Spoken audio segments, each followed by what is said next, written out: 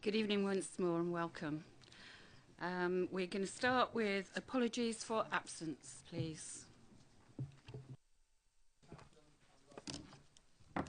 Councillor Ann Moore.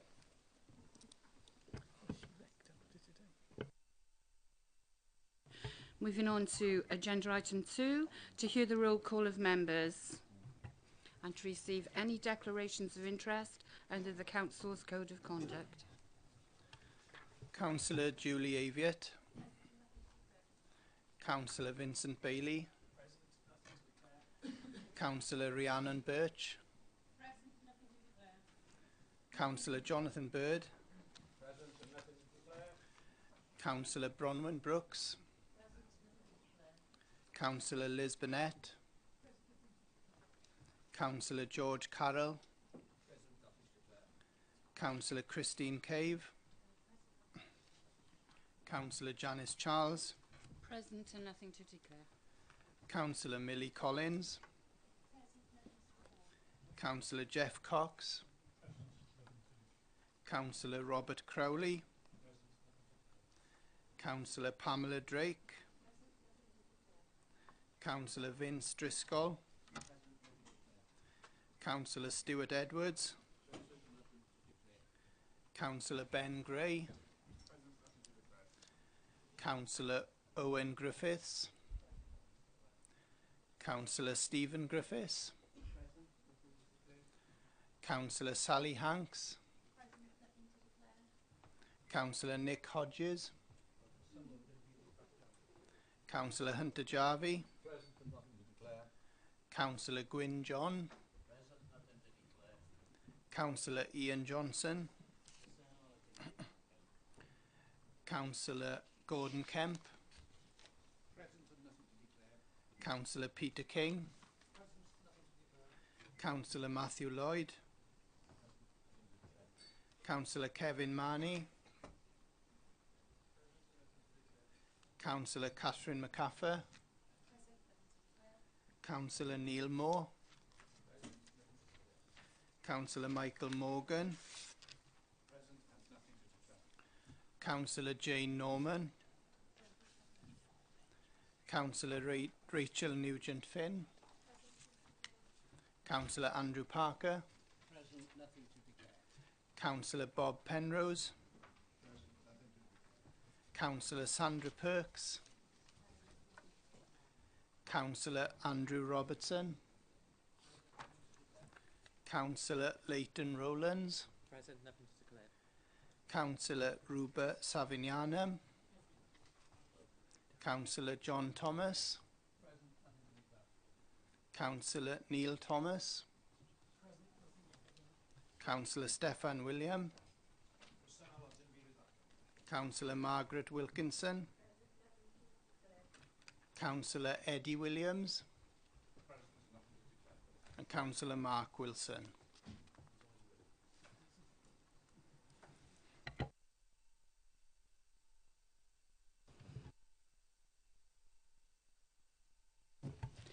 Thank you. Moving on to agenda item 3, which is to approve the minutes of the meeting held on the 28th of June 2017. Move the minutes, Madam Mayor. Second, Madam Mayor. Thank you. All in approval? Thank you. Agenda item 4, which is to receive any announcements from the Mayor and Leader and members of the Cabinet. I have highlights that I would like to tell you about, which is, it was with great sadness that I inform you of the passing of Mrs. Jean Davis, dearly loved by her husband, the Reverend Malcolm Davis. Jean devotedly supported Malcolm in his roles as chaplain to Vale of Glamorgan and town mayors, and also for many years the Barry Dock lifeboat chaplain. Our sympathies and condolences, I'm sure you will all agree, go to Malcolm and his family. Thank you. During this mayoral term so far, I have been enormously proud to attend and represent the Vale of Glamorgan at many civic functions, both inside and outside of the borough. I've enjoyed meaningful award presentations, charity evenings and concerts, and also visited schools and care homes. I was extremely honoured to attend services commemorating 35 years of the invasion of the Falkland Islands, the Merchant Navy Day and the Battle of Britain. It also gave me great pleasure to attend the opening of the T. Byron Jenkins Cadet Centre. And my first charity event was an enormous success. Thank you all who attended and enjoyed by all. Other charity events have included tea at Fonmont Castle and regular community coffee mornings at Art Central Gallery. The Vale of Glamorgan Agriculture Show was a great success, the largest one-day event in the Vale of Glamorgan, attracting over 20,000 visitors, and I felt privileged to fulfill my role as Vice President and to host afternoon tea for guests including representatives from my charities and local community organisations. I have welcomed Mucron Gymnast Association, the Guiding Association, All Saints Church in Wales Primary School, the RNLI and Gideon Association to receptions in the Mayor's Parlour. Thank you to those who have contributed to my fundraising so far. My next charity event is the race night on the 18th of November in Arts Central Gallery, details of which will be circulated. Finally, I am pleased to announce that I will be witnessing the Oath of Allegiance, which welcomes new citizens of the UK in November, and also hosting the British Empire Medal Ceremony together with Her Majesty Lord Lieutenant. Both events will be hosted in the Mayor's Parlour. Leader. Thank you, Madam Mayor. I have one announcement which I would like to make. All members will be aware that the latest local government data unit performance figures yet again show that the Vale of Glamorgan has performed extremely well when compared to other Welsh local authorities. Indeed, the data for the last year indicated that we were, for the third year running, the best performing council. I want to congratulate and place on record my thanks to all those who have helped to play a part in achieving such a positive result and a consistently high performance. I want to mention the role played by all members who have played their part, whether it be in this chamber, taking decisions at council, cabinet, or fulfilling the important role of scrutiny. And I include reference to those who served on the council before May, but were not re-elected or didn't seek re-election in May. I have, along with the Managing Director, already issued a message to all staff congratulating them and thanking them for their ongoing commitment and hard work. It is their positive contributions day in and day out that have made this possible. So again, I'd like to place on record my thanks to all staff who do such excellent work for the council. Thank you. Agenda item 5, which is... Thank you, Madam Mayor. Sorry, I don't know if this is the appropriate moment, but many people or some people in this chamber may be aware that a little over 2 weeks ago, the mayor of our sister town, Mucron, was found murdered whilst engaged in civic duty, closing the cemetery just outside his town. I was wondering if this is the appropriate moment, or if there is an appropriate moment in which we can send our condolences to the Ville de Mucron, the town, and to mark his sad passing. Thank you, Councillor Jansen. Be assured that letters have been sent out with our deepest sympathies and confirming that if there was anything that we could do appropriately from this end, it would be done. Thank you. Moving on to agenda item 5, which are reports of the Managing Director. Leader, Councillor John Thomas. Thank you, Madam Mayor. This is the Scrutiny Committee's annual report, May 2016 to May 2017, so it's a report on last year's scrutiny. In introducing the Scrutiny Committee annual report, would you please refer to members to having received by email amended wording for page 15, public engagement. The amended wording reflects comments made during consideration by the Scrutiny Committees and ties in more closely to the related wording on the Scrutiny section of the Council's website. I don't know whether Councillor Wilson or Councillor Hodges wish to say anything. I was going to ask Councillor Wilson before the meeting, but obviously he wasn't here, so I didn't want to land it on him. But would you like to say something on this? Thank you. Apologies for being late. There's a couple of issues, really. What I do note on here, and I'm a bit disappointed, is that there's been no chairs and vice chairs meetings recently. and I wonder perhaps is that's going to be allayed, because clearly this is the report that normally goes to chairs and vice chairs for consideration. And I know in this case this hasn't been the case, but it normally is the case that this goes to look at it. So as a result, we all had to look at it in a rather ad hoc way. So I'm going to ask the leader, can we ensure that in the future that this can go to the chairs and vice chairs group for their final determination before it goes to full council? Yeah, I can confirm that that will happen, and I believe that there's a chairs and vice chairs meeting arranged for fairly soon anyway. Okay. But I'll ensure that next year it does go there before it Thank you, comes here. appreciate that.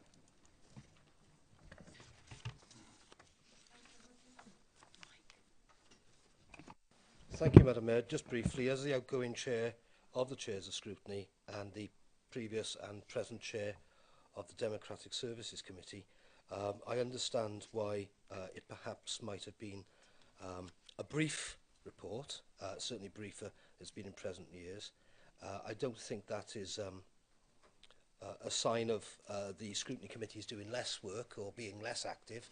I can certainly say that these Scrutiny Committees in the last year were extremely active, helpful, and certainly, as the leader said, I think contributed to the favourable report and results of us being an outstanding council.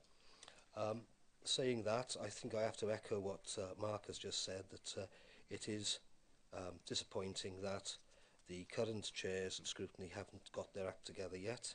I think that needs to be a matter of priority, not only to assess previous performance, but to plan officer time towards task and finish and everything else. That is an important part of the scrutiny role. So I look forward to that happening, and we have already put forward a number of items from the Democratic Services Committee that I think would be of interest to the chairs of scrutiny meeting when it eventually gets going. So hope that's helpful. Thank you. Thank you, Councillor Hodges. Moving on to agenda item 6.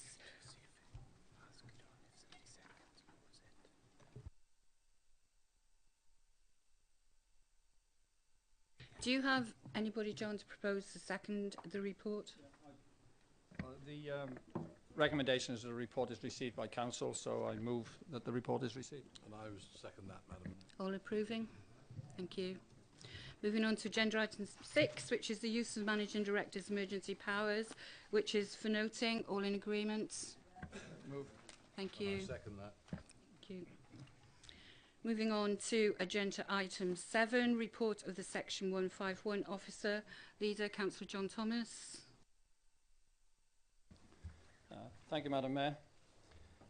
The purpose of this report is to approve the statement of accounts and the annual governance statement and agree the final letter of representation for 2016-17. This is the second year of the Welsh Audit Office undertaking the external audit work within the Vale Council. Work with the WAO during the year has resulted in some changes in the way in which the accounts are presented, including a glossary of terms which I would hope make the accounts easier to read.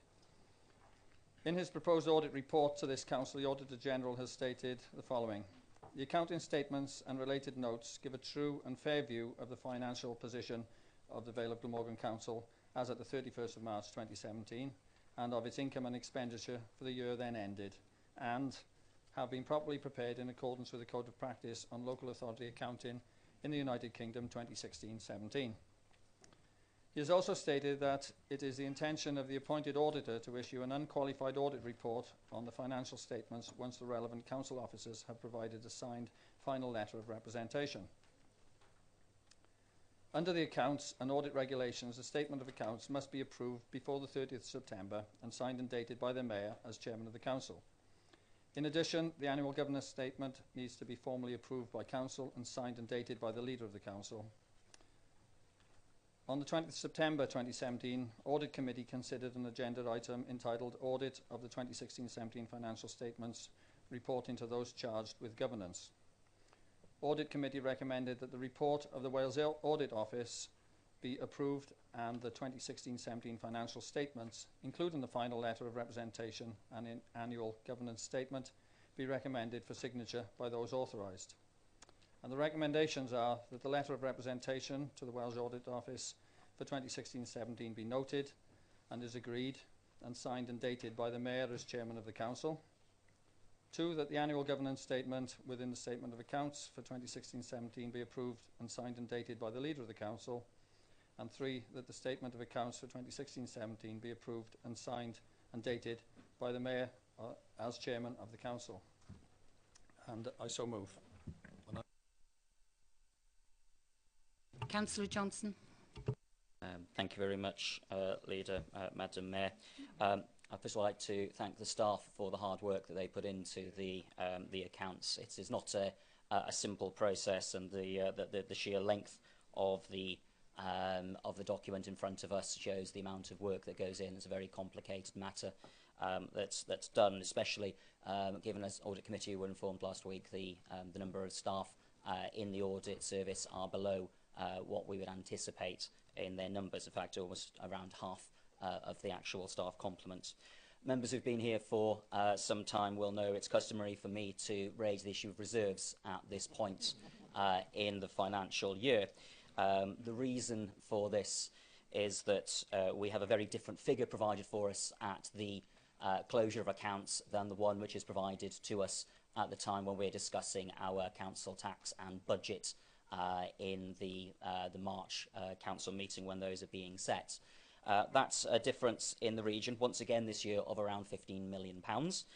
So the earmarked reserves that are appearing in the document in front of us are in the region of £67 million, and the figures provided to us in the meeting, which were given to Cabinet at the end of February and then come to full council, are around £52 million. As I've said before, it seems very strange that £15 million is found in the back pocket in that 6-week period between the papers being prepared for Cabinet and the final end-of-year accounts being the date for those end-of-year accounts. I have raised this in the Corporate Performance and Resources Committee this year, and spoken to the Section 151 officer about this, and hopefully this will be provided to us in a meaningful manner next year. The reason for this being of great concern in our earmarked reserves, that this big difference, is that the amounts that we're usually talking about when we discuss our council tax is in the region of an increase of about £2 million to £2.5 million. Obviously, not knowing where you are in terms of your earmarked reserves by around £15 million is therefore quite substantial and quite material. And I say material in the sense of not just what we do, but also material in the sense of how the Wales Audit Office consider 1% of the total turnover to be a material item. That's about £3.5 million, something that we were discussing in the Audit Committee last week. And the reason it's important is because actually in the council tax, as the figures show at the very start of the report that we're looking at, we actually took in around £2.4 million more than we were budgeting for. So it is of material matter in all sorts of meanings that we know exactly what we're doing when we're setting that budget, and quite whether we need to set that council tax as high as it has been and as high as it may be in future. It's important that we have appropriate figures, correct figures, so that we can make the best decisions possible. I'm very pleased that once again the Wales Audit Office have signed us off unqualified. That's very good. That shows the hard work of our staff. Again, I'd like to thank them, but I do hope that when we get to discussing next year's budget for 2018-19, that we can have some confidence that the earmarked reserves figures provided to us are genuine, realistic, and we don't there have to look at the closure of accounts and go, why is there a £15 million difference? Thank you. Councillor Mark Wilson. Thank you. The reason why I'm speaking to you in my capacity as Chair of the Audit Committee, if you look at the annual governance statement on page 117, there is a concern in this report about the 50% of unfilled posts in this service. Now, I know it's not as bad as 50% now, but clearly it is an issue. I know we are looking at a further report for the Audit Committee to look at this in greater detail. But I'm going to ask the Leader, will the Leader ensure that we have adequate resources in this area so we can deliver our audit plan for this current year? Thank you. Leader, Councillor John Thomas. Thank you, Madam Mayor. Thank you, Councillor Wilson and Councillor Johnson. I can say one thing for Councillor Johnson: he's certainly consistent in what he comes up with on this this subject. What I can't quite get my head around is the fact that every year Councillor Johnson comes up with the same thing. But when you look at the reserves, you would think from what Councillor Johnson says, if you looked at the reserves, they'd be going up and up and up and up every year, and we're not spending them, we're taxing people to balance the budget, and the reserves are going up. Well, actually, the figures on the reserves over the last 4 years, the council fund balances as at the 31st of March in 2014 was 13,960,000. In 2015, 12,541,000. In 2016, 10,072,000. And this year, 9,309,000. And the earmarked reserves drop from 2014 from 56 million. They've gone up from 56 million to 64 million over that period, but it's from last year to this year, they dropped by over $1 million. It shows that the figures are, we're not building up a big reserve. We are using the reserves. You also mention always mention the council tax collection rates, and we have in our estimates now put the current collection rate predicted rate up to 97.5%. This year we collected 97.8%, so it's very close to what we've actually collected this year. If we go any further, we'll end up not collecting as much as we think we're going to collect and blow the budget completely. So I think the figures are fine. I'm happy with them. I don't see that there's any great issue with what you suggest, and look forward to having the same discussion again when it comes to budget setting time. As far as Councillor Wilson is concerned, I'm happily look at what your concerns and come back to you on that. Thank you. Thank you. I've already had a proposer and seconder. All in improvement? Moving on to agenda item 8, the Deputy Leader Hunter Jarvie reports of the Monitoring Officer.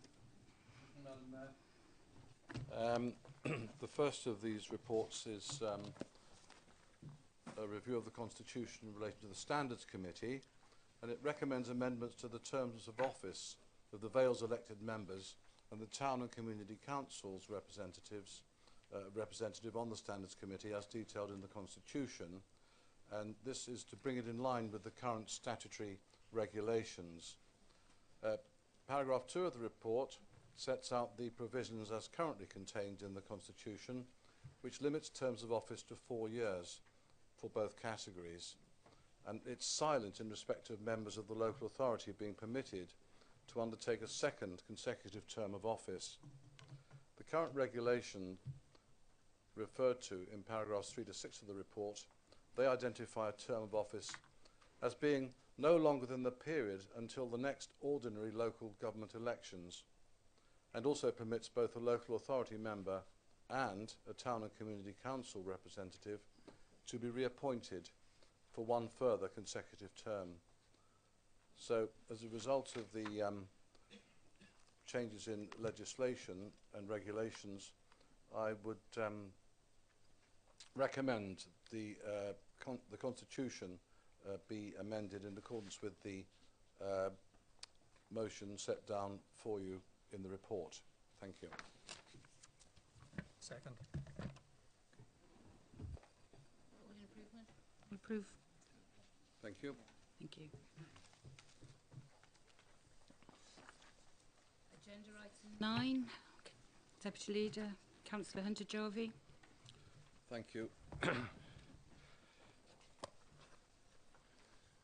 Item 9 is, there are two strands to this report. The first concerns officer delegations in respect of planning and building control functions, and it secondly concerns aspects of the members' code of conduct. Dealing with the building control functions first, could I just point out that there is a spelling error in Appendix B. The word principal is spelt as L-E and it should be A-L, but I thought I'd mention that before someone raised the point of order on proving that they'd read the report in full, no doubt.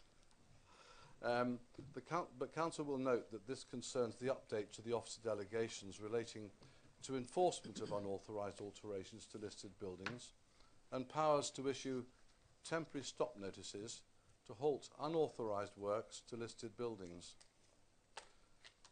Authorisation is also sought to amend the existing officer delegations exercised by the Head of Regeneration and Planning and by the Operational Manager for Planning and Building Control to reflect the current management structure and to allow some minor decisions to be made by the principal, spelt AL, planning officers with a view to making certain determinations more quickly and more efficiently.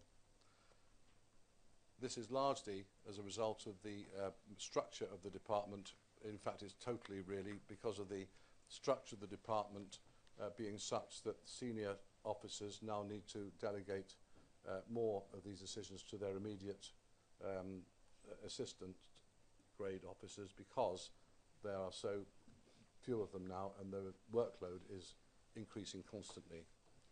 In addition to the officer delegations is also proposed which relates to the rights of entry granted under the legislation referred to in paragraph 8, with delegation also being sought for the Head of Regeneration and Planning and the Operational Manager for Planning and Building Control to authorise officers of the Council to enter land in order to undertake planning and building control function. The report also seeks authority to allow for the confirmation of any new unopposed tree preservation orders and minor applications relating to the approval of non-material amendments and details submitted in compliance with planning conditions. To assist the schedule of the changes proposed are set out in Appendix A of the report. Appendix B sets out the intended replacement text to be inserted into Section 25 of the Council's Constitution. And the second element of the report, as I mentioned before, concerns the Members' Code of Conduct and is to address typographical errors. The recommendations are, firstly, that the officer delegations set out in Section 25 of the Council's Constitution be amended in line with Appendix B attached to this report, and secondly, that the reference contained in the Council's Constitution at Section 18 be amended in line with the amendment detailed in Recommendation 2 set out in the report, which I won't read out in full because it contains lots of letters, dots and numbers. And I so move. Second. Councillor Ian Johnson. Here we go. Thank you, Madam Mayor, and thank you to the Deputy Leader. Some of us here, of course, are politicians of principle rather than principal politicians, but that's an argument for another day. I just wanted some clarification with regards to this, particularly with delegations regarding non-material and minor amendments to planning and related applications. My first point, of course, would be if our departments are struggling to deal with the scope and the scale of work that they are doing, then I hope there is an element of workforce planning going on to ensure that we can deal with those appropriately in future, as I'm sure you will be doing. But the point I wish to raise here is about definitions of minor and non-material and how these decisions, if made, will be flagged up to elected members, because there may be issues that, for example, members of the planning committee or local members will consider to be material and non-minor that may be considered by the staff as being something that can be done without reference back. So I'm looking for clarification as to exactly how these decisions will be flagged up to elected members in a way in which we can challenge those decisions should we disagree with them, because this allows a certain amount of, minor is of course a matter of perspective, it allows a certain amount of wriggle room for officers to do things, and I want to be sure that elected members who are not in positions of power, positions of control, are able to actually challenge these decisions and have a meaningful answer and a meaningful dialogue on these, and not simply find out that something's been done on the delegated powers months before it comes to light. Thank you.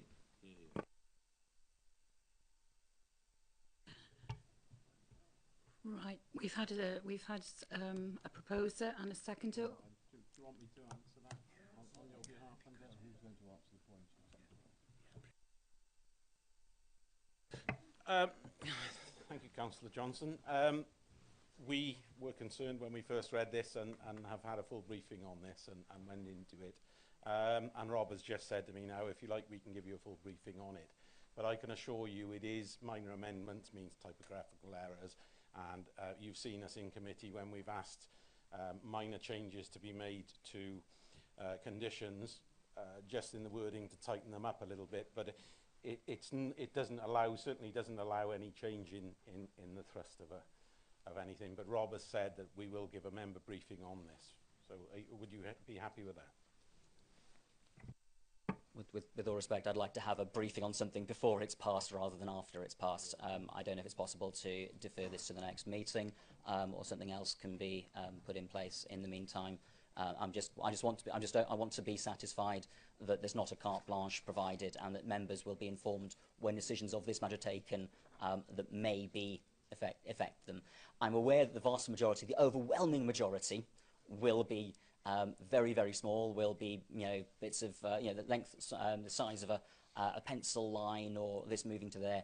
I'm aware of that, but there is also the opportunity for it to be abused, and I want to be sure that doesn't happen. Councillor Johnson, I can assure you that there is no way this can be abused. There are no new actual delegations. We're just moving delegations down the line a little bit because we've lost a tier of management in development control. It's laid a very heavy burden on the senior management there, and they're not able to cope with it. So we're just moving that down a tier because we've lost a tier of management. We've lost an awful lot of planning officers. Well, not a tier, but the senior officers we've lost. So we're just moving it down so a team leader, team leader can sign off rather than the operational manager or the director. Thank you, Councillor Bird. We've had a second to Councillor Johnson. Could I move a deferral until the next meeting to give time for a briefing to be provided on this, please? Second. Can I have the can I take the deferral first, please? Is it just on that one aspect of the report? I think it's with regards to, to Appendix B.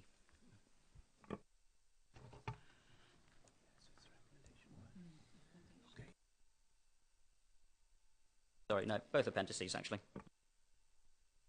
Right, can I have a show of hands, please, on the deferral? Those in against? Thank you.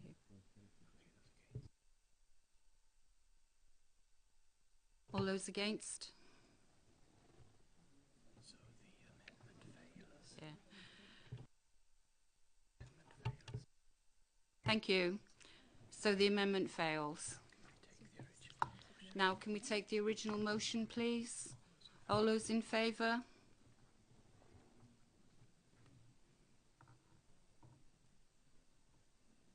Okay.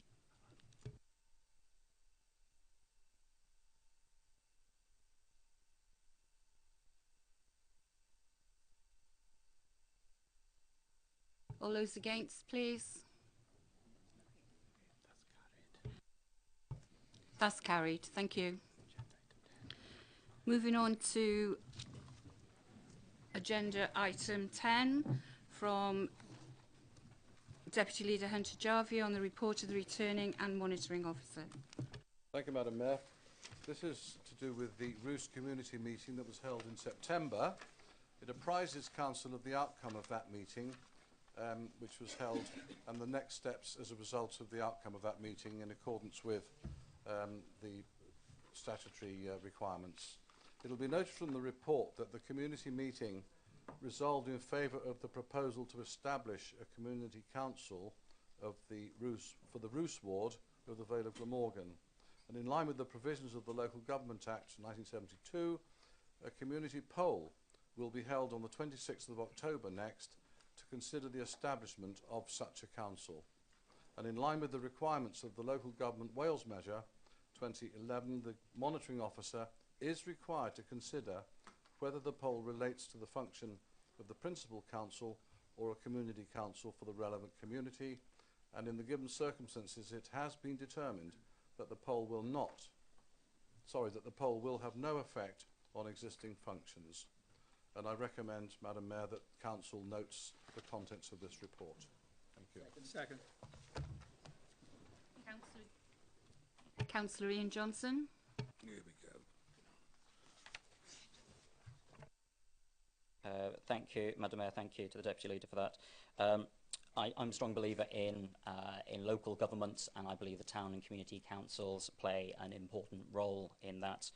This is a matter for the people of Roos, and with no offence intended to any of the representatives of Roos over the past quarter of a century or so, there have been a number of issues, for example, planning, adoptions, ASH, where the support of a community council may well have proved helpful in the same way that Barry Town Council has often proved helpful to many issues that take place in this town, and some of the people here I think will know what I'm referring to. Councillor Johnson, can you get to the question, please? Question? Is there a question on this? The point, point. Councillor Johnson, please. I'm speaking about Roos and a community poll. My question, as I do actually have one, is exactly which area this is referring to within Roos, because the question here is regarding the Roos ward, whereas, of course, there is a community council already existing in Llancarvan serving Llantrithid and Llancardal. Could we just have clarification, because that wasn't made clear by the Deputy Leader, as to where where is included within this Roos Community Council area? Councillor Kemp. Thank you, Madam Mayor. It's fairly straightforward. The Roos ward is Roos itself, Penmark and East Aberthaw. Everything else within the Vale of Glamorgan ward of Roos is already covered by the Llancarvan Community Council. So this poll will cover Roos itself, East Aberthaw, Penmark, Porthkerry, Nurston, Fonmon. Actually, it becomes larger than you think, but that's the situation. Llantrithid ward and Llancarvan ward form part of the Llancarvan Community Council. I mean, I'm aware of the boundaries, and thank you to Councillor Kemp for explaining it, but my concern is just the wording of Roos ward of the Vale of Glamorgan does appear to imply that it includes the whole of the Roos ward of the Vale of Glamorgan. Could that be clarified in the legal terms? I just want to make sure, because the Roos ward of the Vale of Glamorgan That's actually the question. includes areas that are not amongst those that would be covered under this proposal, or presumably not covered under this proposal. So we need to have some clarity, because that is the question that they're going to be asked on, and that is confusing, because the Roos ward that Councillor Kemp represents includes areas which are not amongst those mentioned that would be covered by this proposed community council. I think there's a level of clarity required within the question for local residents, nothing else. I think Councillor Kemp did answer that question. We've had a proposer and we've had a seconder. All in favour? Thank you. Moving on to agenda item 11, which is a report of the Director of Environment and Housing, and Councillor Jeff Cox, please. Thank you, Madam Mayor. This report is for members to consider the introduction of public spaces protection orders under the Anti-Social Behaviour, Crime and Policing Act 2014, in brackets, the Act. The Act provides new powers to the police and local authorities to prevent anti-social behaviour. In this case, it's antisocial behaviour associated with alcohol consumption in public spaces, which is going to be controlled. Members will be aware that there are already 2 orders in existence in the Vale of Glamorgan, which were created under the previous antisocial behaviour legislation, which was the Criminal and Justice Police Act 2001. These orders were created by this council in 2006 and 2009. But the important point is that these orders expire on the 20th of October 2017. The current and proposed areas are identical and include the restriction of alcohol consumption in public spaces. And Appendix 1 lists the areas. And if any member requires a map of the areas, they are available if requested from shared regulatory services. The orders will be enforced by the police, as are the existing enforcement arrangements. And the most important thing is to tackle the problems that are there and ensure that law-abiding majority can use and enjoy public spaces safe from antisocial behaviour. There has been considerable consultation, as listed in the report. Paragraph 11, the Council held a 6-week consultation process with stakeholders, and the Vale of Glamorgan Communications Department undertook a public consultation exercise in relation to this, of which there were 117 responses, majority of which were in favour of updating the current legislation. The Council requested data from the police to build up an evidence base to justify the current orders, and details of that exercise are shown in paragraph 17. Finance is available. £40,000 has been allocated from regulatory services reserves to pay for the costs of this work, and you will note that under Appendix 2 there has been an inequalities assessment. So the recommendation is that the public spaces protection orders be introduced in areas as listed in Appendix 1 to restrict the consumption of alcohol in public spaces. I'd move Thank you, Madam Mayor. I have no particular issue with the subject matter, but there's a couple of typographical errors and maybe one mistake that I'd like to highlight, because I think we just need to make sure we got it right. On paragraph 17, you have Milburn Park down as Penarth, whereas in Appendix 1 it is actually correct at Roos, and I think it's also the same in the EIA. In terms of Roos Community Centre, I'm not sure whether or not we need to make it a bit more explicit. It does say in Appendix 1 that it's around Stewart Road. So it's Stewart Road because there is another community centre in Roos, which is Kerry Road. So maybe we should make sure that we actually explicitly say that. In terms of the other thing, in my own ward is Hatch Quarry, and it says Little Hill Park. In the report at 17 and the EIA, it talks about Little Mill Park. So there's a typographical error. It is Little Hill Park, but perhaps we should actually also extend that, because Little Hill Park is a bit of a misnomer in some respects to the locals. Little Hill is a lane at the bottom of which is a drop into an old quarry, which is commonly known as Brock Street Park. So I'm just wondering whether or not, if we need to set this in train to make sure that Brock Street area is covered, we need to say Little Mill stroke Brock Street Park. It's pedantic, but if we're gonna enforce it, we have to make it right.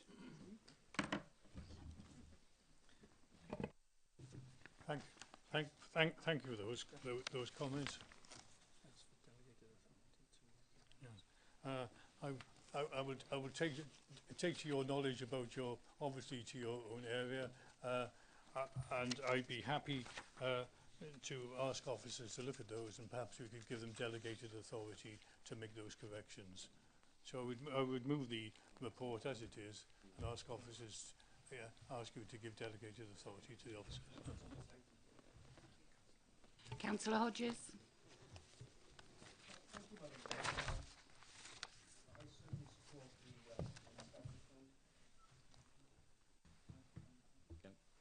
I certainly support the extension of the scheme. It's been very popular. I mean, there are 5 of these orders within my ward alone.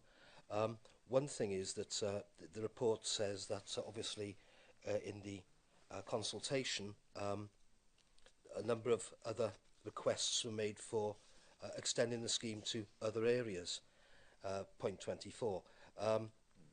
Barry Town Council, of course, actually asked that the Cemetery Approach Gardens be included, seeing that we spent between us £500,000, the Vale and Barry Town Council, in creating them, so it would be nice if we could have them guarding the way. And I also understand that Dinas Powers Voluntary Concern put in for Birchfields as well.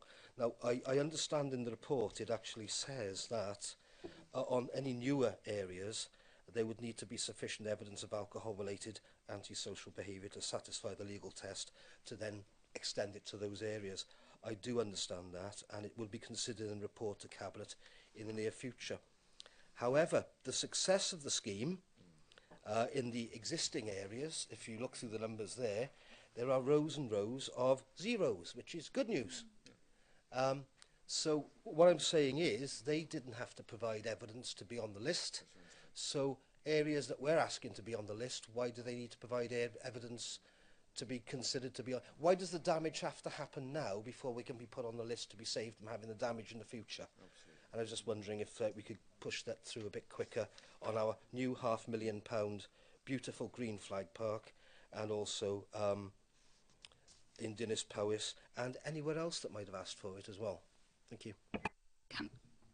Councillor Cox. Thank you very much. I think what we really need to do is to agree the list which we have here at the moment. It's important that we go through, otherwise the areas which we had covered before are going to expire. We can consider additional areas at a later meeting. We've got a proposer and we've got a seconder. Does everyone accept the recommendations? And the second recommendation to provide delegation to officers to deal with the issues? Approved, thank you.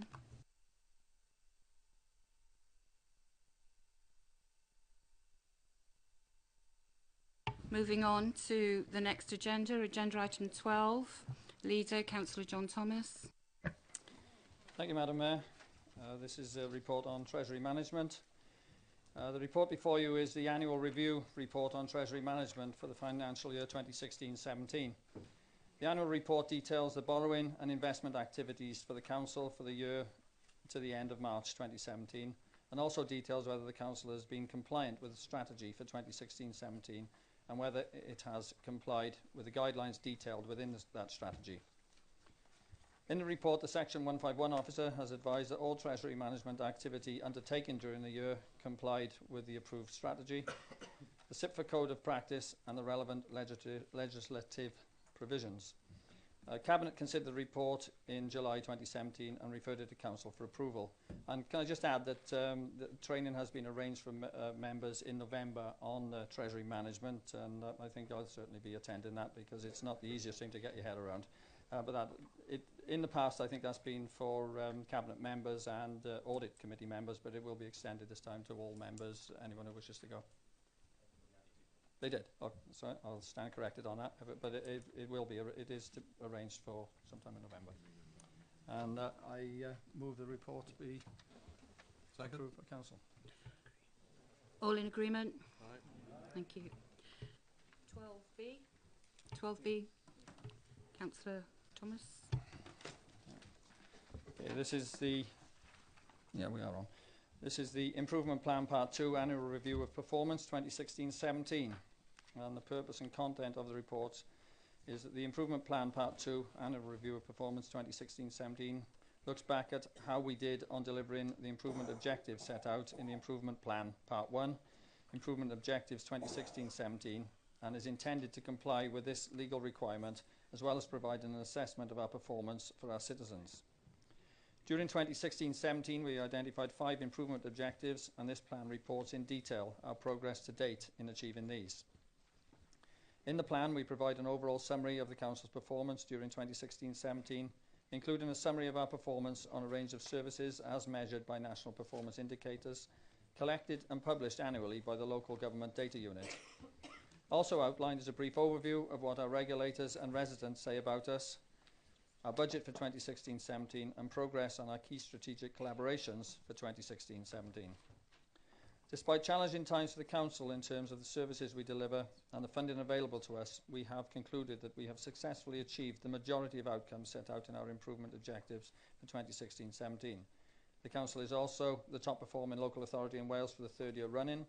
However, these objectives will continue to remain a focus for improvement and a priority for the Council in the long term. Our new corporate plan reflects this ongoing work. So the resolution one from Cabinet was this report is the improvement plan part 2 be endorsed and referred to full council on the 27th of September for approval. I so move. And I second, Madam Mayor. Councillor Johnson. Thank you very much, Madam Mayor. Thank you much to the leader for bringing this to us as reference from Cabinet. First of all, I'm sure I'd like to agree with the comments the leader made before at the start of the meeting in thanking all of the staff for all of their hard work. It is a very good performance to see us 3 years running at the top of the lists from the local data units in terms of the number of areas where we are in the top quartile.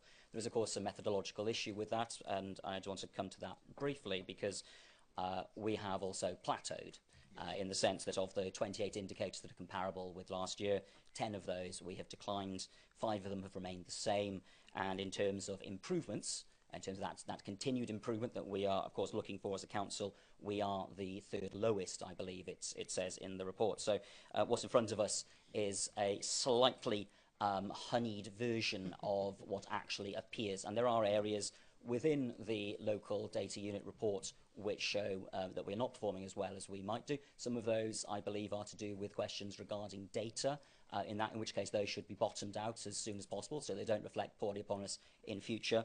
But there's also the issue raised that on 4 of the 5 improvement objectives we have missed out on one of them, which is with regards to the standards achieved by children with free school meals. And that's obviously a substantive issue to me as a representative of a community's first area in the centre of Barry, because I'm aware that many of the children that whose families I represent make up that cohort. Similarly, along those lines, I also noticed that only 60% of people surveyed are proud and happy with the Halton Road area. This is an area that requires continued work and regeneration. And also I noticed that in the welfare reform report that we discussed in the Corporate Performance and Resources Committee in the summer, that there are around 200 more families found themselves victims of notices of possessions last year. That moved up to nearly 900 from just below 700. So although we have performed well as a council, especially given the size of this council also has the potential to plateau and to go backwards if your leadership is not good enough. So there is much to be happy with, but there's also much to be warning about in the future. Thank you. Councillor Neil Moore. Yeah, thank you, Madam Mayor. Can I formally put on record my thanks to the officers? As the leader of this council for the last 5 years, it's a privilege to know that we've been the top performing council for the last 3 years. It's something which is unsurpassed, I think. We should all have a pat on the back, I think, particularly the officers who have worked so hard. It is true that one of the areas was not met, and that was in relation to performance in schools of pupils on free school meals. But what I think you have to realise as well is that their performance actually escalated anyway. The difference was, the problem we have is that the Wales Order Office are looking for the difference between non-school free meals and school free meals. What's happened is in each of the areas they've gone up.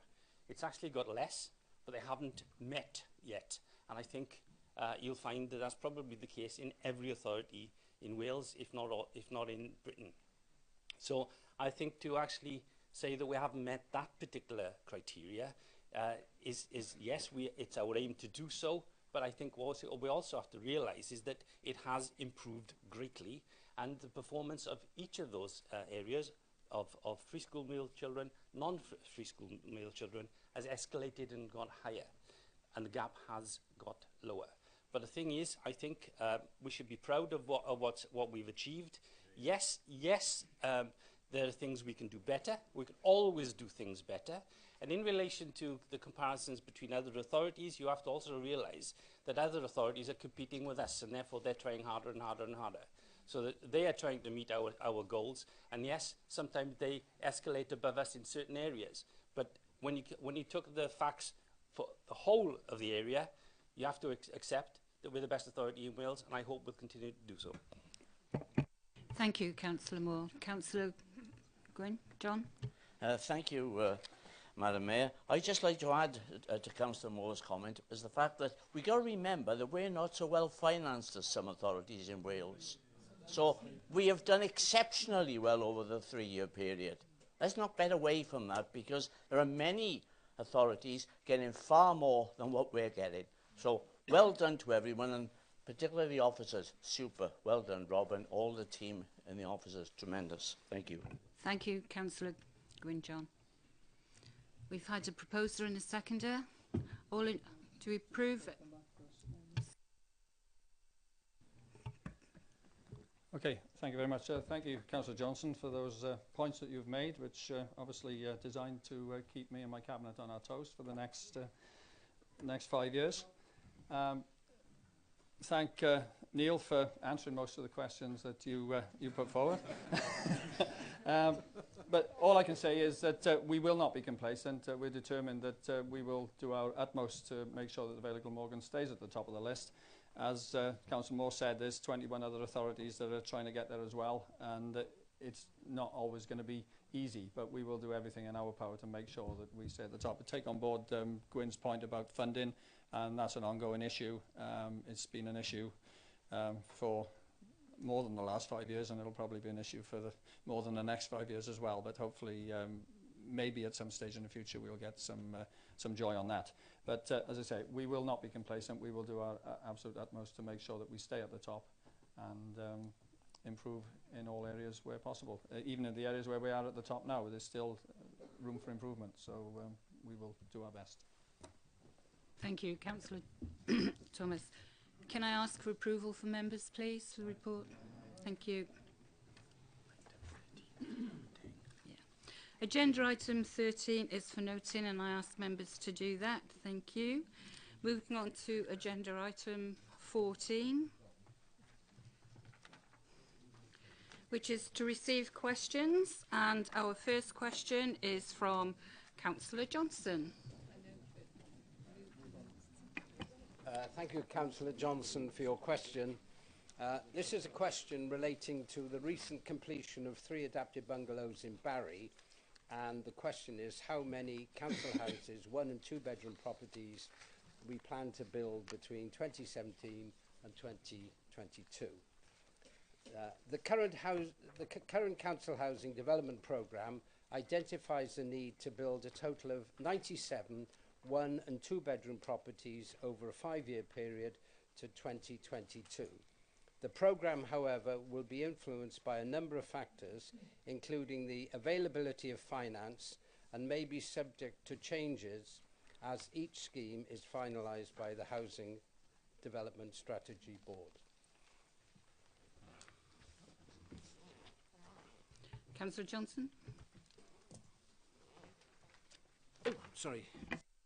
Thank you for that response, Councillor Parker. With 770 families paying the spare room subsidy in the Vale of Glamorgan, that 97 houses won't actually cover that. Would it make more sense for the Cabinet member to write to the Secretary of State for Wales and Secretary of State for DWP to ask to change the rules? That would make it easier and we could build houses that people are actually require. Thank you, Dr. Johnson. As you are aware, we now fortunately have a new head of building services in place. That is something I have taken up with him.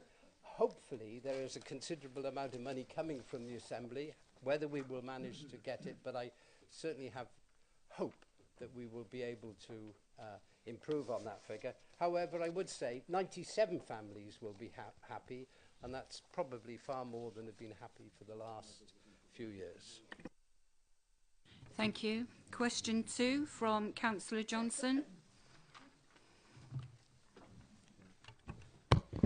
Thank you, Madam Mayor.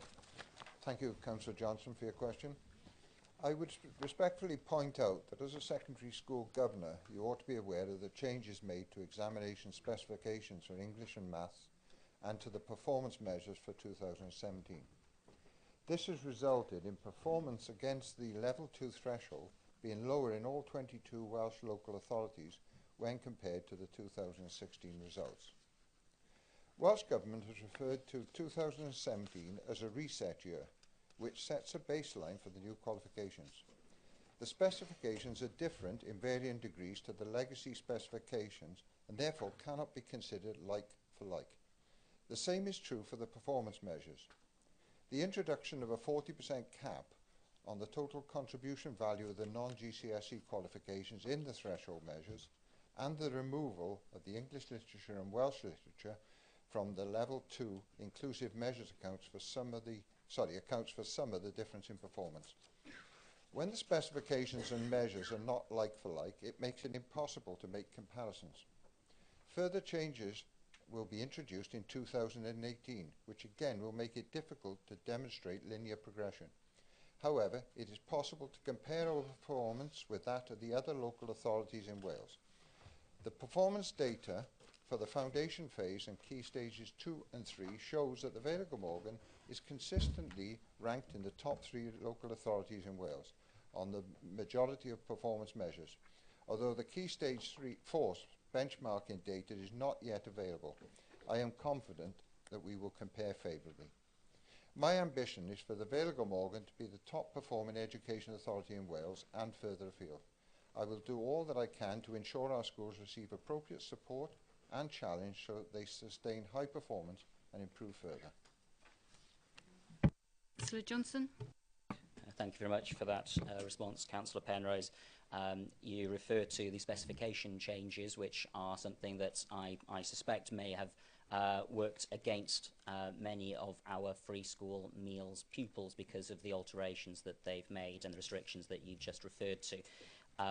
As it's something that the Council has moderately failed to achieve in last year's improvement objectives, how will you ensure that those free school meals pupils get the grades that they require to move on and succeed in next year's GCSEs? In my answer, I will slightly plagiarise Councillor Moore's statement he made earlier. It is a fact that the gap is still there. It is slightly reduced, but that overall, both the free school meal pupils and the other pupils have increased. There's a sustained effort, and we discussed this in consortium last week, to look at other measures to see whether or not we can effect a closing of the gap between free school meals and the non-free school meal pupils. But I'm sure you will agree it's not quite that easy to achieve, but we will be looking at it. It's under the microscope, and it's in all our interest to achieve improvements in that area. Thank you, Councillor Penrose. Question 3 from Councillor Johnson to the Leader.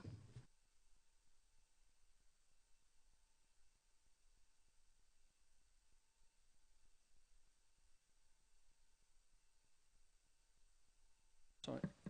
The question is regarding the real living wage.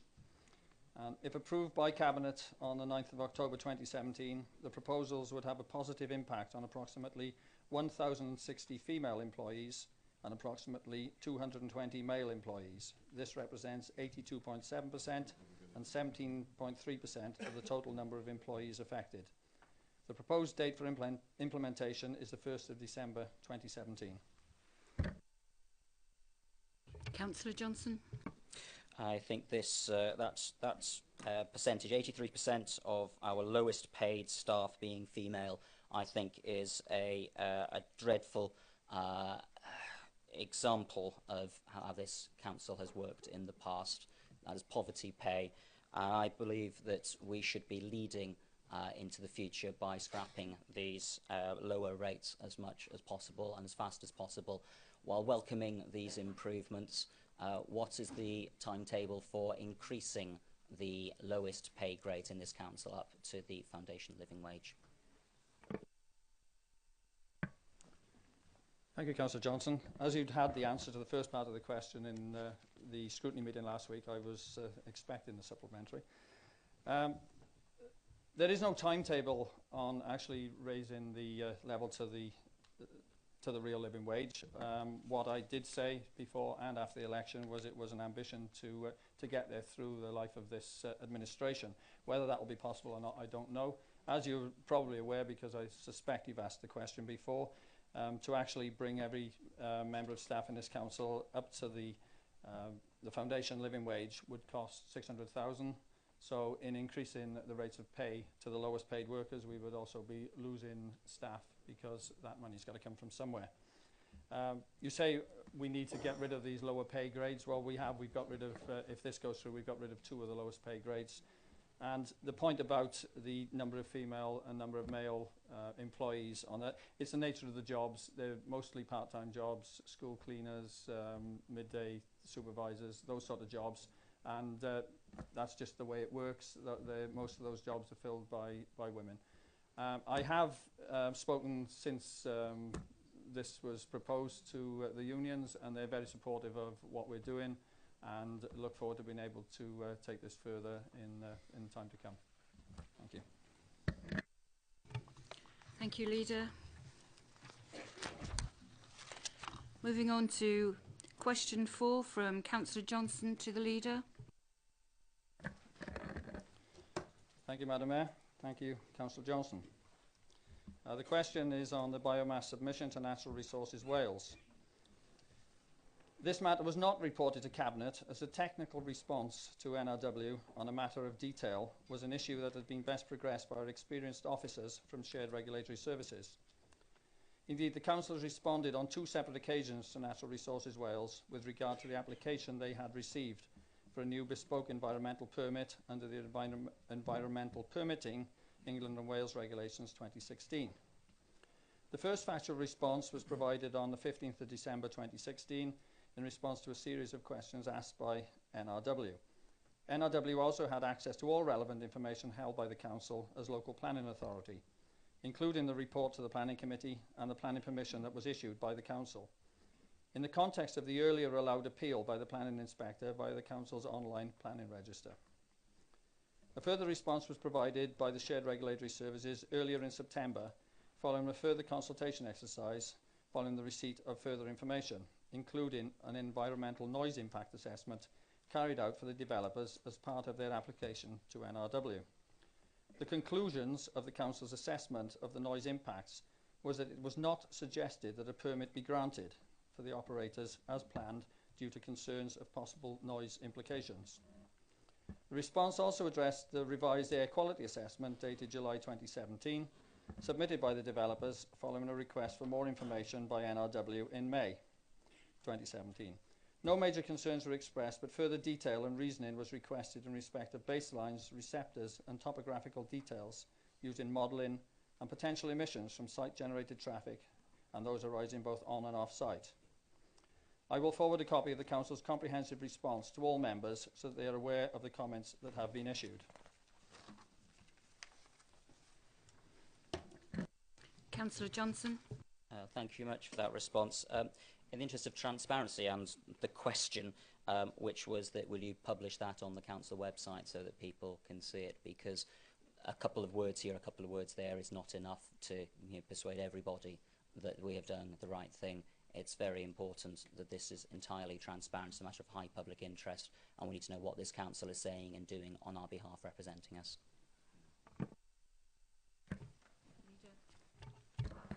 Thank you, Councillor Johnson, for the supplementary.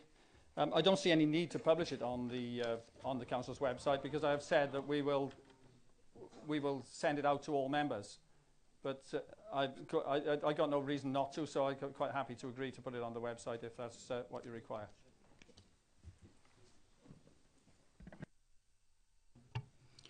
Question 5 is a question from Councillor Hodges to the Cabinet Member for Regeneration and Planning. Thank you, Madam Mayor. Thank you, Councillor Hodges. The Council consulted widely as part of the consideration of both planning applications 2008-01203 full and 2015-00031, including with the Environment Agency Wales and its subsequent replacement Natural Resources Wales, Shared Regulatory Services, the Health and Safety Executive, Welsh Water and Associated British Ports. These organisations would be expected to have considered the requirements of all legislation relevant to them in responding to that consultation. In the case of both of the above applications, all responses to the relevant consultations were fully considered prior to the decision being made on the application. However, it is important to note that responsibility for the compliance with the above regulations would rest with the site operator, and enforcement of such would be the responsibility of Natural Resources Wales. Councillor Hodges. And and that's the problem. I have today seen photographic evidence of new tanks being lowered into position at the site that were not part of the latest past application planning at this council. Would this be the reason for the noisy all-night working currently upsetting Barry residents?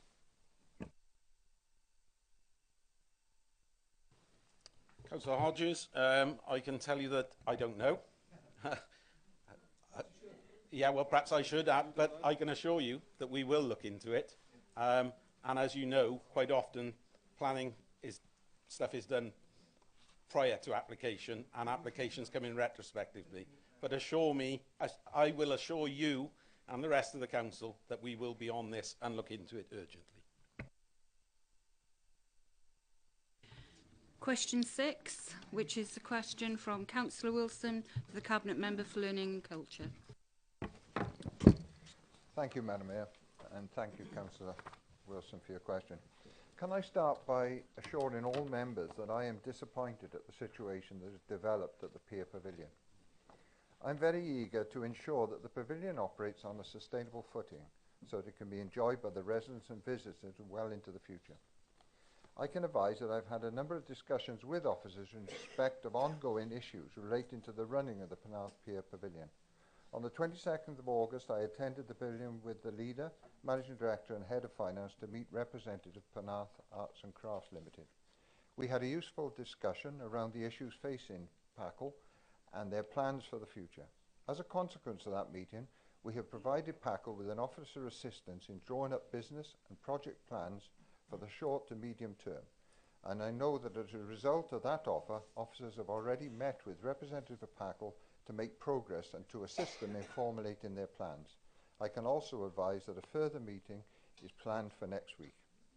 In addition to this, I intend to schedule another meeting with Representative PACL before the end of December. Councillor Wilson. Thank you very much. A couple of matters. First of all, I was late due to a residents' meeting, and also I've got nothing to declare, but going to the supplementary question, I think many residents in Penarth, and I know it goes for all the elected members in Penarth, and maybe in the outer limits of Dinas Powers and Sully, are getting very frustrated by the lack of dialogue that we as members are getting with PACL board. But also, a lot of the public are not really sure what's happening at all. So much so that we've got one resident in Penarth who's now setting up a pop-up cinema locally in my ward, which is great news, but clearly we want to know the future of this cinema. So will the cabinet member and the leader get together and facilitate a public meeting so that we can discuss it and our elected representatives, including ourselves, ask questions of the PACL board as to the future of the Pier Pavilion, because we're all very concerned about its future. Thank you, Councillor Wilson. It is a difficult one. We are the owners of the pavilion and we lease it to PACL. And they're an individual charitable organisation running separately. So it's very, very hard for us to sort of steer them and tell them what they should be doing in running that. We are trying to give the support, as I mentioned earlier, both financially and really with our officers to help them for the future to sustain the organisation of the pavilion, because it is a jewel in the crown. I'm also gratified now to see that at long last Penarth Town Council, the clerk has written to finally get involved, which I think is a good sign, because we welcome the Town Council also being involved in this. I will discuss with the leader the situation whether we could afford a public meeting, and if we can, without contravening what we should do just as the owners of the pier, then we will go ahead with it. But we have to tread carefully on this and on our legal situation. Is that okay? Question 7 is from Councillor Griffiths to the leader. Thank you, Madam Mayor. Thank you, Councillor Griffiths. The question is on Pride Cymru, and I'm very surprised and indeed disappointed to receive this question. It is important to embrace and promote diversity, and the press releases issued by the Council sought to do just that, promote diversity. It is not this administration that has politicised this issue. It is the opposition who appear to feel that promoting diversity is something that should only be in their domain, and appear to want to turn it into a political football. Can I suggest that you take pride in the fact that this administration recognises the importance of diversity and equality and embrace it with us rather than fight against it for political reasons? Mm-hmm.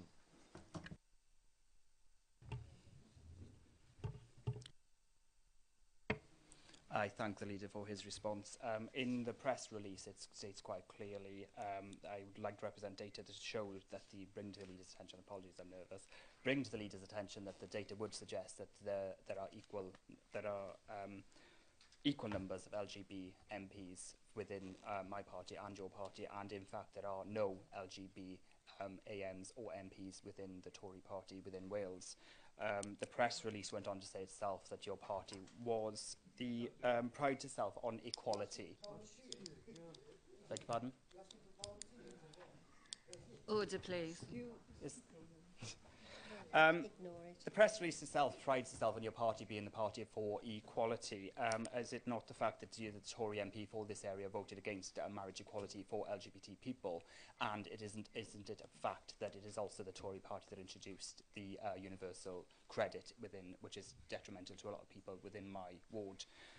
If your party is, and the administration in itself is interested in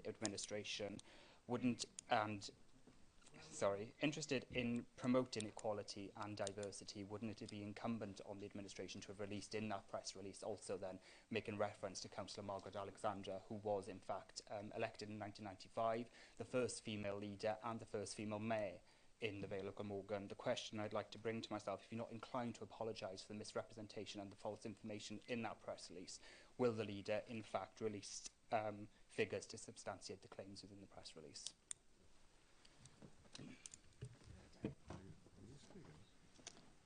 Thank you, Councillor Griffiths, for the supplementary question. I think if you actually read the press release, you'll see that, and I don't wish to embarrass in any way Councillor Rowlands, but the figures that you're referring to were a quote from Councillor Rowlands.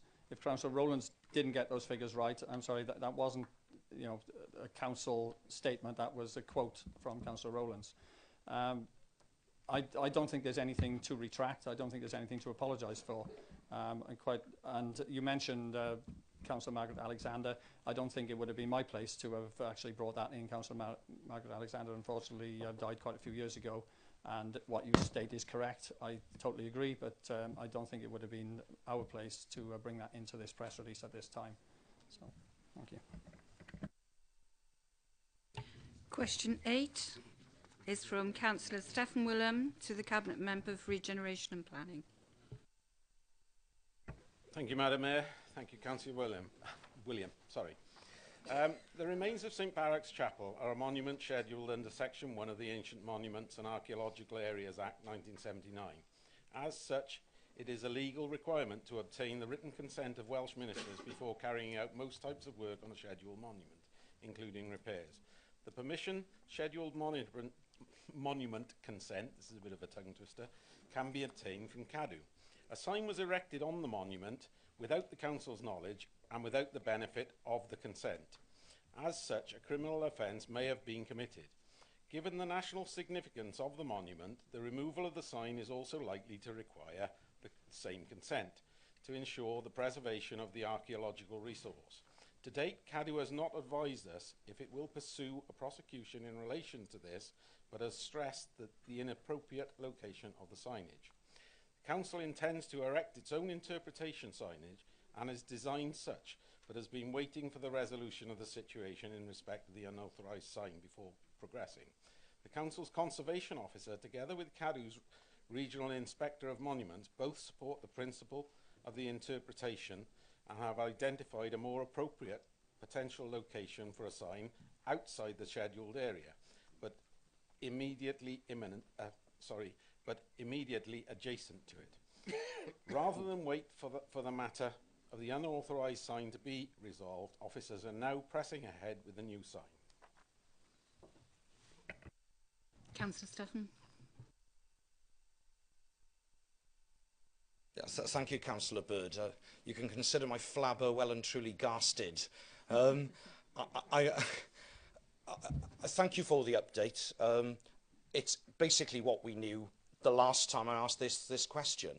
I'm glad that officers are on the case, but I would like to know whether you can give me any sort of idea, because people have been waiting very patiently for the last 5 years, as to any sort of timetable that you could give us.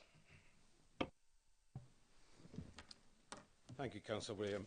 I don't have an exact timetable, I'll be dead straight with you, but as I've said in my reply to you, they are now going to proceed with it. They were waiting to try and get things sorted. I will chase them up, and if you want to talk to me or the officers, by all means, anytime. Moving on to question 9, which is the question from Councillor Neil Moore to the Cabinet Member for Neighbourhood Services and Transport.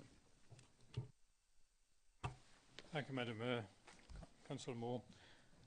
The Council's Operation Manager for Highways and Engineering made presentations to the Environment and Regeneration Scrutiny Committee meetings in March 2017 and September 2017, detailing highway maintenance and the criteria used to assess road surface quality. Further, a report was presented to the Community Liaison Committee in relation to the Highway Maintenance 3-year Surfacing Plan, explaining fully the process involved and the criteria used in assessing the priority for planned maintenance works across the network. During these meetings, any queries raised by the committees were fully addressed. It's important to remember that the decision-making matrix and criteria is specifically a tool to assess our professionally trained and experienced highway engineers in the ongoing assessment and prioritisation of resurfacing work. The details of the scoring system and criteria, as laid out in the appendix presented to the Environment and Regeneration Scrutiny Committee, is already in a simple and transparent format that is not difficult to understand. I do not believe that any further explanation should be needed. I also do not consider there will be much benefit in publishing the matrix on the Council's website, as it is subject to ongoing changes as routes further deteriorate over time. It is also considered that such detailed information would be of limited benefit to the public. The explanation and discussion of the current matrix criteria through the Scrutiny Committee process should have provided the necessary transparency. As far as I am aware, there were no recommendations identified as part of the September Scrutiny Committee to publish the scored matrix any wider than it already has been. Finally, it is worth noting that over 40% of the highways listed as requiring resurfacing work in this recent highway resurfacing programme were agreed by the previous administration at a Cabinet meeting in July 2016. The criteria for the selection of highway routes for treatment and resurfacing is also the same. So I must say that I'm at a bit of a loss to understand why, if you find the process so confusing, you're not minded to change it during the time of your administration. Thank you, Madam Mayor. I will come back on that on the basis that I don't believe that it was simple nor transparent, and I think that you, as Chair of the Scrutiny Committee, would actually agree with me. To the benefit of the public, it would be more transparent if you put it there. I don't consider that we're in the same ball game as we were previously. For example, I couldn't understand why Gower Road or Nurston Road was classified as 390 points out of 400 when neither are either A or B roads and neither are on a bus route. Now, in order to get to such a high figure in terms of the matrix, they have to be on those schedules. It says in the matrix, and if you recall, I suggested a further matrix which made it actually more transparent and open. At the last meeting, I couldn't attend, but I sent in the information. I'm disappointed that you won't make it public, because I don't think that members of this committee or this council understand the way it operates. When we carried out that function, we did carry out the function similar, but I think you also find that we concentrated on main roads and bus routes. So I'm disappointed you're not going to do it, particularly in terms of Also, things like micro asphalt program, which is alphabetical and therefore nobody knows what the priorities are. I would again ask you, would you consider prioritising those resurfacing and micro asphalt programs on a priority area and make it absolutely clear and transparent, because I don't believe it is. Thank you, Councillor Moore. I have to tell you that I have it by good authority from our officers that the criteria for selection of roads for resurface has not changed. As far as transparency is concerned, you may recall that over a number of years I had asked for the resurfacing programme to go to scrutiny committee. It didn't, and that is why I made sure this year that the resurfacing programme went to scrutiny before coming to Cabinet, in the interest of transparency. Question 10 is from Councillor Brooks to the Leader. Thank you, Madam Mayor. Thank you, Councillor Brooks. It may have escaped your attention that I already have. I issued a joint message with the Managing Director on the 13th of September to all staff, thanking them for their dedication and hard work. I copied the same message to all councillors, including yourself, on the same day. It will also not have escaped your attention that I also used my announcements to reiterate my sincere thanks to everyone who has contributed to the success at this council meeting this evening. Councillor Brooks. Thank you, Leader, and thank you, Madam Mayor. I mean, where credit is due, absolutely. But would the Leader like to confirm which administration achieved this outcome 3 years running?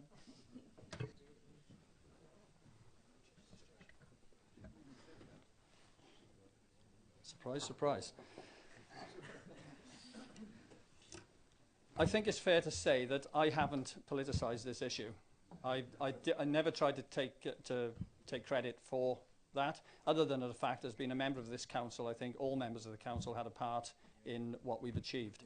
Well, as I said earlier, whether they be scrutiny members, opposition members, members of the administration, and I'm quite happy to agree with you, yes, the last 3 years have been under a Labour administration. But it's not all down to that. As well as 47 council members, there's also many thousands of council staff, and they're the ones that have done all the hard work, and they're the ones that I congratulated. As I said, I didn't wish to politicise this issue. Obviously, you did. Thank you. Moving on to question number 11 from Councillor Burnett to the Cabinet Member for Social Care, Health and Leisure. Thank you, Madam Mayor, and thank you, Councillor Burnett, for the question. The question relates to the provision of play areas and outdoor gyms in the Vale. I am more than happy to confirm that this administration is committed to improving the provision of playgrounds, outdoor gyms and sports facilities where demand exists and where the necessary resources are available.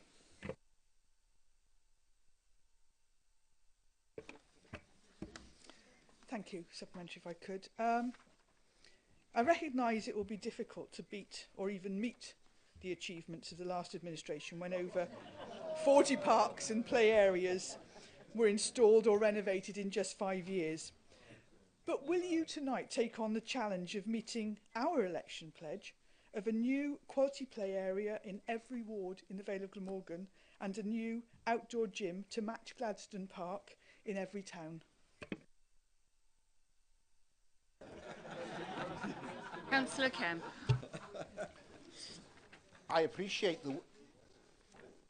Sorry, can I answer the question, or do you want to ask somebody another one? Can I say that, as I say, I am happy to say that we will do what we can. I'm not going to make any great promises. What I would say, though, is that when we try and carry out this work, we'll make sure that we don't leave it to the very short period before elections. Which I think was quite apparent during the last administration. I think, in fact, one play area was actually... Well, you want to look at... Shall I read you the dates when they're completed? But there was one particular one that actually was completed on the 4th of May this year. Now, my suspicion, if my memory is right, that was the day of the election.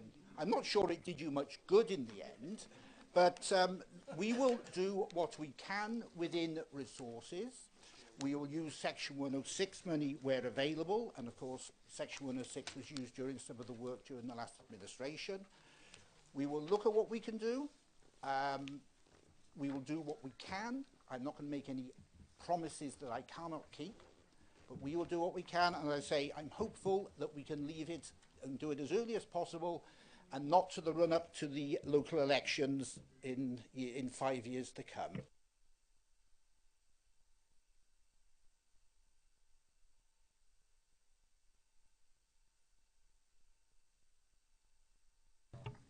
No supplementary?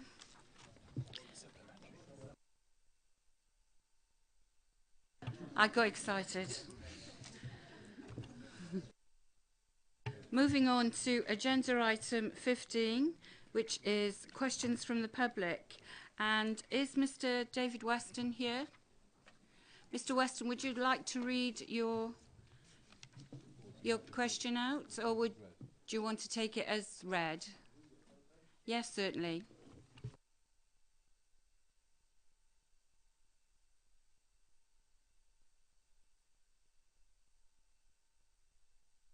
Thank you very much. Hello. Thank you. Right, thank you. Does the Cabinet feel it has represented the views of the constituents over the matter relating to the proposed operation of the gasification facility in Dockview Road, and has done all it possibly can do to enact on the wishes of the population of Vale of Glamorgan? Does the Council consider that an action group being set up, such as the Docks Incineration Action Group, made up of members of the public without any resources, demonstrate a failing of the Council to connect with and act upon the wishes of the electorate?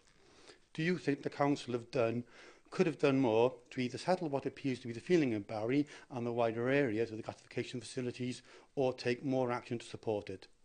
Do you think the Vale of Glamorgan Council has provided value for money to the public in their actions over this matter, and do you think the public will think that they have? Do you think the Council has exercised leadership and guidance that the public have been looking for from the senior officers and councillors from the local authority on this matter? Thank you. Thank you, Mr. Weston. Thank you, Madam Mayor. Thank you, Mr. Weston. The first question relates to the role of this Cabinet representing the views of constituents. The answer is yes, and this is why. At the outset, it is important to remember that several years ago, the principle of a waste wood to energy plant at this site was rejected by this Council, only for that decision to be overturned by a planning inspector at appeal. You may be aware costs were awarded against this Council during the consideration of that appeal. Subsequently, we are entering a permitting phase, and the lead organisation for that process is Natural Resources Wales. Since forming the new administration back in May of this year, I have gone on record by stating that I want officers to maintain a dialogue with NRW whilst they consider the issuing of the permit. SRS specialist officers have reviewed consultation documents and have raised concerns with NRW, especially with regards to noise implications. The second question relates to engagement and connection with the electorate. The setting up of an action group is to be commended. It is recognition that the community feels strongly about a particular issue, but it certainly does not indicate a weakness on part of this Council. The role of the Council is to provide services and respond to circumstances across a wide range of areas. I am, however, confident that our specialist and experienced officers have fully engaged in the process led by NRW. In relation to your third point, I have already stated that the Council has played a role in the ongoing permitting process. Personally, I have also answered questions in this chamber and made it clear in the press that we have engaged in the process. All this in recognition that the decision is one for NRW and not for this Council. In terms of value for money, I have absolutely no issue with the way the Council has responded from a value for money perspective. In responding to current circumstances, we have to be mindful of the need to protect budgets and the need to deliver a wide range of services, from schooling our children, caring for the vulnerable, as well as maintaining our streets and public areas, to name but a few.